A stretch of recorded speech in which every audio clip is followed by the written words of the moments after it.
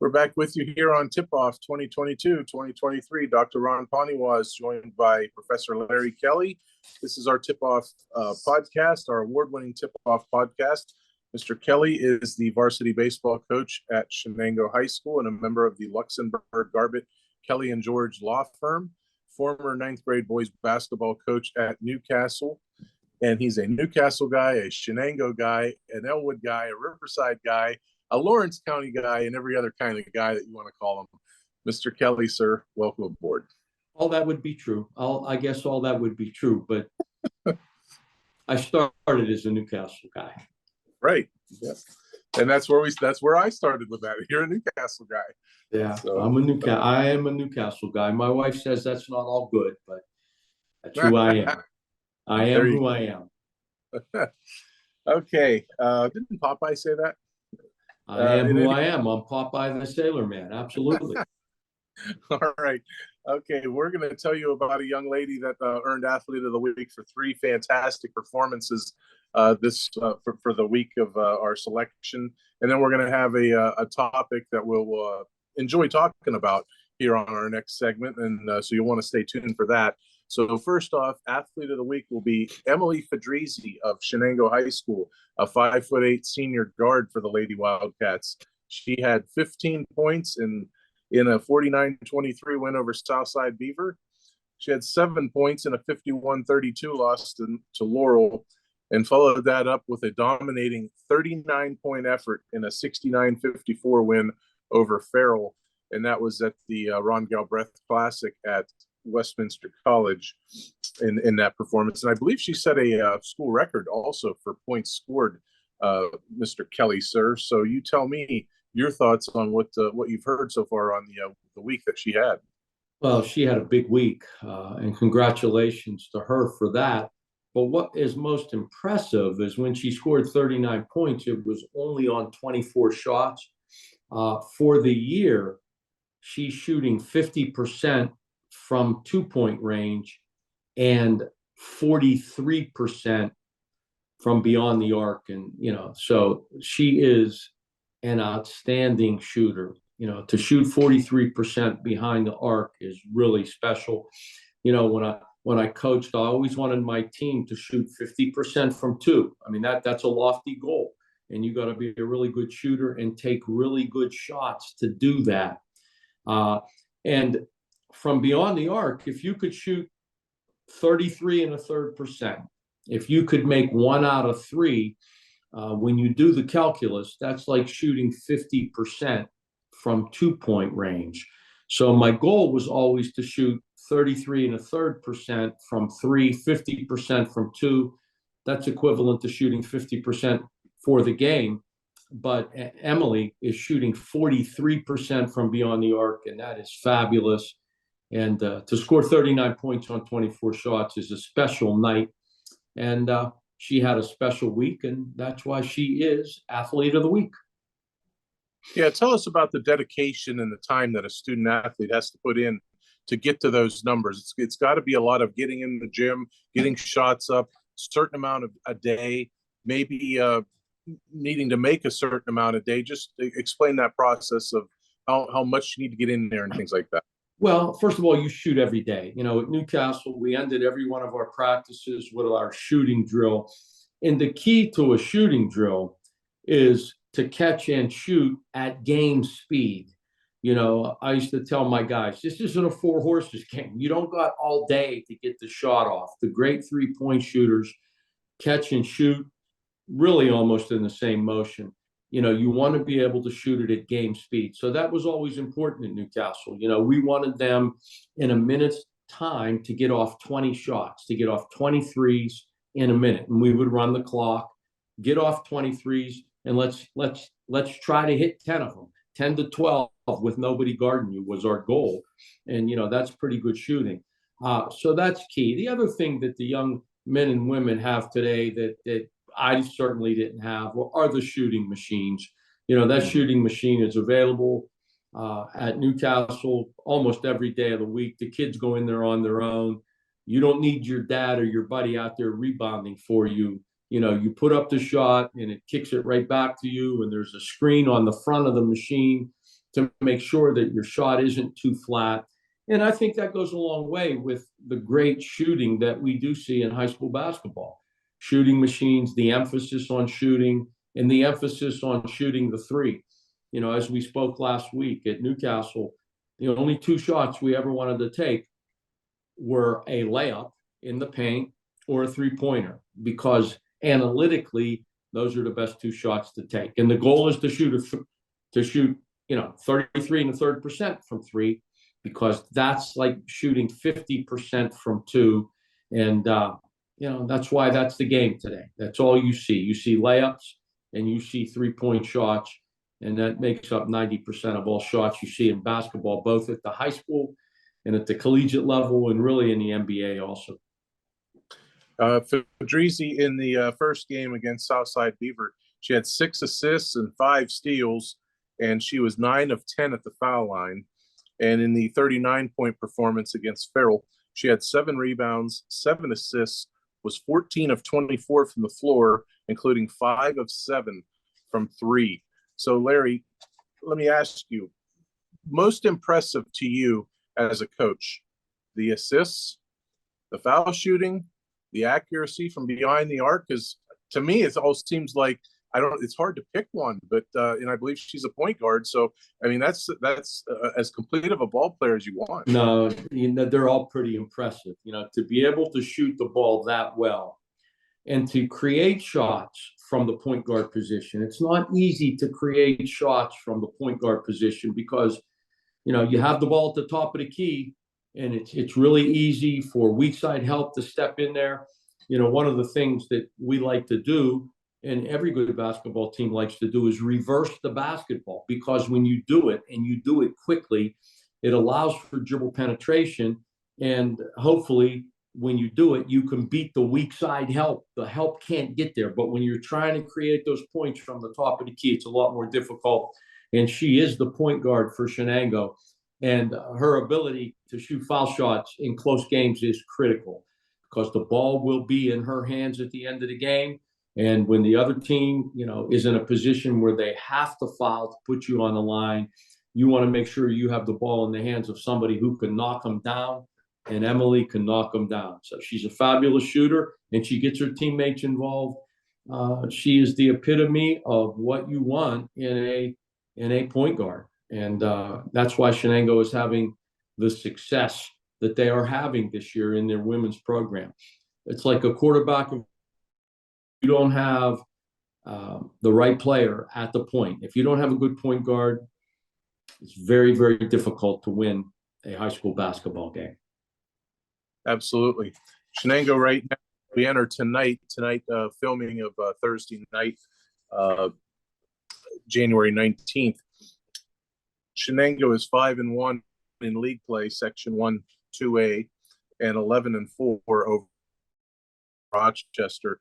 They've had a little bit of a rough patch lately, where their defense just wasn't playing too well. They were struggling a little bit, but I think they've worked their way out of that right now, Larry, and we're going to see a good second half push, I believe, out of the Lady Wildcats. Yeah, I mean, I watched them a couple of times. They were turning the ball over a little too often early in the season. You can't give the opposition extra possessions. That's another thing we did at Newcastle. We counted the possessions that we had compared to what the opponents had. And our goal was to turn them over, not turn it over ourselves, get some offensive rebounds, because those create extra possessions. And when you do that, you got a pretty good chance of winning the game. And, Shenango's been taking care of the basketball a lot better recently than they did earlier in the year. Okay, very good. Emilee Fedrizzi, Athlete of the Week. We'll be back. We are with you on our next segment to talk Section 1 3A girls basketball, and we'll do that next right here on Tipoff. There's one thing I learned growing up around here. People should look out for each other, be friends and neighbors that you can count on. So it bothers me when people who are hurt in automobile accidents get bullied by the insurance company. I don't let bullies run over my clients. I do what I was taught growing up. Step up, stand up, and speak up for those who can't. I'm Larry Kelly, and I'm a Newcastle guy.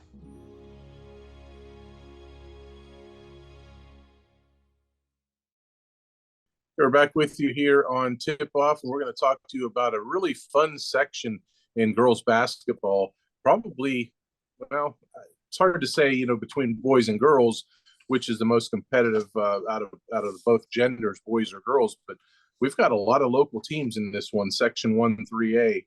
We've got Laurel, Neshannock, Mohawk, and Elwood that comprise the top 4 teams, again, as we sit here on night, January 19th. Laurel 5-0, 13-1. Right behind him is Neshannock 4-1, 9-5. Mohawk the 3-2, 10-6, and Elwood in a logjam, a 3-way tie for the basement at 1-4. However, that is also a 3-way tie for the 4th and final playoff spot. So there could be such a thing as all 4 county teams that are in that league could be making the playoffs, Larry. And boy, and that's a competitive league. It really is. Laurel beat Neshannock by 20, I believe it was, or roughly around there. The Neshannock Mohawk game that I'd like to talk about, I saw a little bit of it on stream last Thursday night. Mohawk was up by around 9 points in the third quarter or so, and Neshannock rallied to win 53-50. So, I mean, I expect a good game when these teams meet in the second half. Yeah, what I like about that section, it's almost the old Tri-County League. Laurel, Neshannock, Mohawk, Riverside, was in that old Tri-County League. And, the coaches know each other. We all have tendencies. Teams that played Larry Kelly's team knew they were going to get pressed from the opening whistle on. They knew we ran a dribble drive offense. So, and you don't change much. You may change it up a little bit, but your tendencies don't change. And so therefore, what makes these games competitive and the games really, really close is that the familiarity that the coaches have and the teams have with each other. Every game is like a rivalry game, because, again, it's the old Tri-County League, Laurel, Neshannock, Mohawk. They've been playing each other forever and ever. And on hard times, I love to say it. When my daughters played at Riverside, we won this section 3 or 4 years in a row. But they'll be back. And my dear friend, Jimmy Marcantino, the head coach at Laurel, he might be the only coach in the WPIAL who's a head coach at a varsity sport who's older than me. Jimmy's a year older than me. So he's 70, I'm 69. And what a great player he was. What a great coach he is. The kids love him. My daughter used to work out with him, in the summer, get individual workouts. And everybody loves Jimmy Marcantino, as we used to call him, Mundo. Great athlete himself. He was a great player. So I'm really happy to see him have the success that he's having at Laurel. And, hey, Neshannock, at the end of the day, they're going to be there. They're 9-5 overall. They haven't lost 5 games in probably the last 3 years. But Luann's pedigree speaks for itself.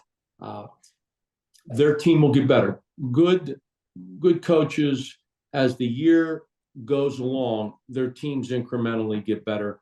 And there's a lot of good coaches in this league. So, yeah, and I really enjoy watching women's basketball. I don't get to see it as much as I used to, but when my daughters played at Riverside, man, every Monday and Thursday, and when we played Neshannock and when we played Mohawk and Beaver Falls' program was really good then. When we played those teams, boy, they were dog fights. They were great games. So, yeah, it's a great section, great coaches, and really good teams. Yeah, Laurel, as we mentioned, 5-0 in the league. Do you think anybody knocks them off? They dominated Neshannock by 20-some. I'm not sure, or close to 20. Whatever the case was, they beat Mohawk naturally. I'm not sure what the final on that one was, and then certainly, let's see. Yeah, we're at the section break now. Second half starts a week tonight. Well, so. But my question is, when Laurel played Neshannock and when they played Mohawk, where were those games played? Because that Laurel gym's a tough gym to play in, man. Those rims were tight. I remember that. Now, if in the second half of the season, if they have to go to Neshannock and Mohawk, it's hard to win on the road, Ronnie. I don't care what level or what sport, especially basketball, it's very difficult to win on the road.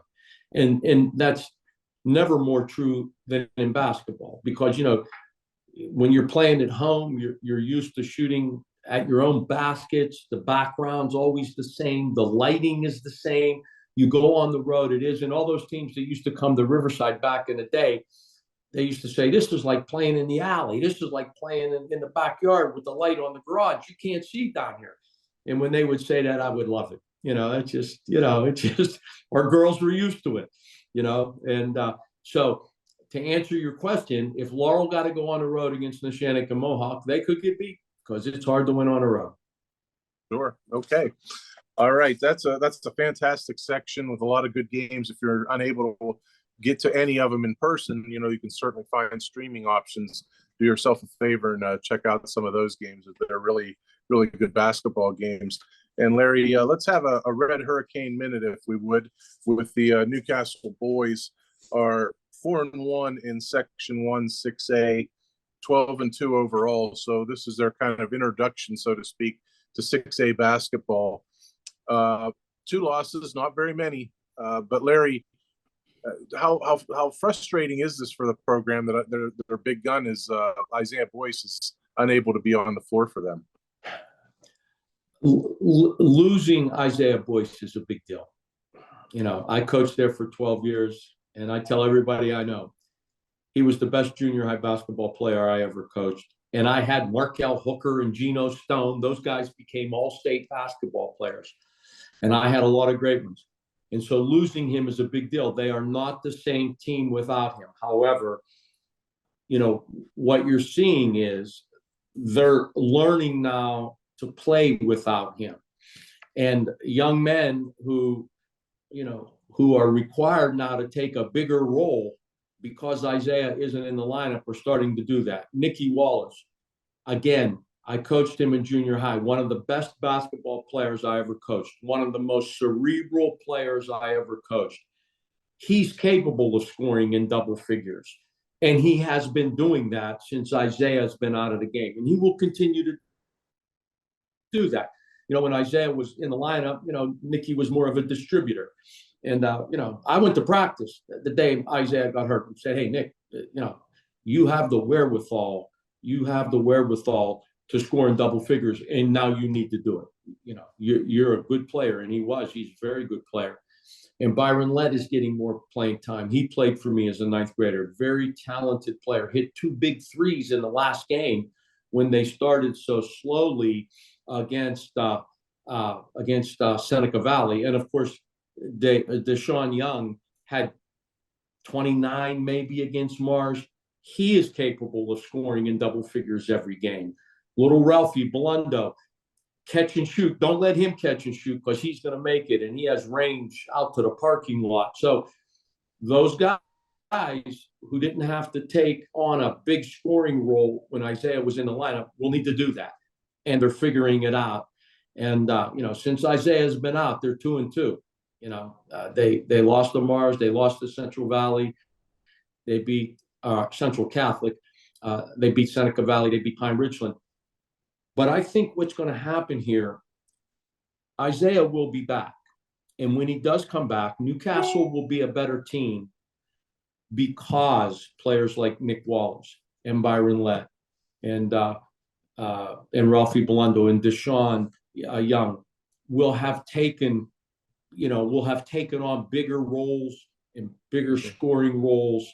And Angelo Chilella, another one who he's like 6th, 7th man.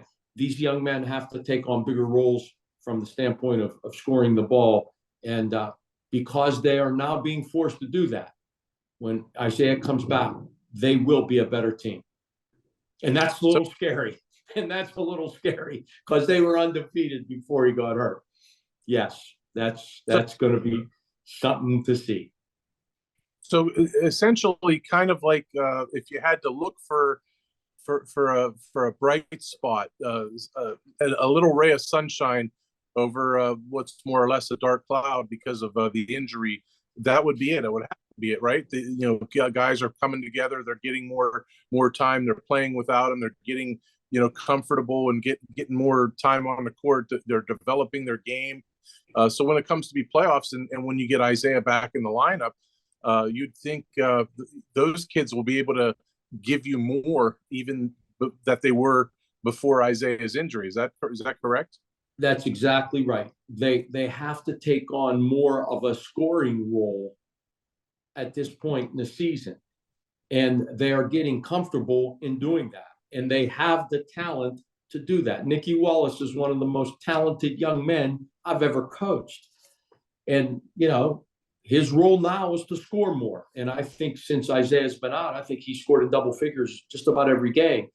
And players who were not getting a lot of minutes, Angelo Chalella, Byron Lett, and even Nate McKnight are getting more minutes. And if and when they get minutes come playoff time, they will be more comfortable in their roles. So, it's almost a silver lining here. It's almost a silver lining that this team is now being forced to play without their leading scorer and maybe the best player, the MVP in the section. Now, we still got Jonathan Anderson, who, there's a lot of pressure on Jonathan. I believe that Seneca Valley played him a box and one in the first half of that game. And, they weren't going to let Jonathan beat him, but I think he still ended up scoring 20 points before it was over. And, he's fabulous. If Isaiah's the best shooter, best scorer in that section, Jonathan's clearly the best point guard. And I had him too. I love to watch these young men grow up. They were little kids when I had them, but you could see their pedigree, the traits that they had as players in junior high, especially like at the 9th grade level. They don't change too much. They don't change too much. And that's why I knew that Isaiah was going to be a great player, and Jonathan and Nicky Wallace. He has it in him. I saw him. He did it for me, and he's not doing it for Ralph. And so I see this a little bit as a silver lining. And at the end of the day, and at the end of this season, the fact that they had to play without Isaiah for several games will make them an even better team. It's going to be an interesting game when Newcastle travels down to Central Catholic. That's probably going to be essentially your conference championship game, so to speak, because Newcastle has the one loss in league, and that's the Central Catholic. I don't know if Central Catholic has more than one loss right at the moment or not. They have. Yeah, they're 3-2. Central Catholic is 3-2. Okay. I think they might have gotten beat by Butler. Butler's 3-2 also. I'm not certain about that, but yeah, that will be a good game. It's hard to win on the road, and they're probably still going to – I don't know how long Isaiah's going to be out. I know the cast off. He's in a boot, and, whether he'll be in that game or not, I'm not certain. But listen, the Hurricane's going to show up in case Central Catholic thinks we're not going to be there. We'll be there. And they better have their big boy pants on because we're going to be looking for a little revenge. And South Allegheny on Saturday at Chatham University is who Newcastle has next. So no section game, no game at all on Friday. That'll be big for Newcastle because South Allegheny, I believe, is undefeated. Just your thoughts on what Newcastle needs to develop in that game and come away from, win or lose, going into section play next week. Well, again, it's just getting the players more comfortable in their roles. As Ralph said, their roles have changed a little bit, and to get them more comfortable in their roles as scorers. Nicky Wallace, Deshaun, even little Ralph, they're going to have to become more comfortable as scorers because while Isaiah's out, they're going to need those points to come from somewhere. And as we've seen, these guys can do it, and they have done it, and they're only going to get better at it as the season moves on. Should be a good test. I don't know anything about this team other than they're undefeated. If you're undefeated midway through January, you're good. You're good because playing basketball games on the road against section opponents, that's not those aren't easy victories. As I said, the coaches are all familiar with each other, and so those games are always highly contested. So Newcastle played Tuesday night with the win. Then Wednesday, Thursday, Friday, they are off. That's those 3 days that are going to be practice days for Newcastle, that's got to be almost like gold, like hitting a Powerball for the coaching staff, because you need that practice time. I'm sure they're going to use it, and how key is that going to be, those practice dates to hone their skills and get those kids even better prepared for next just getting them more comfortable in their role as scorers. The more times that you can get reps like that. And listen, our practices are highly contested.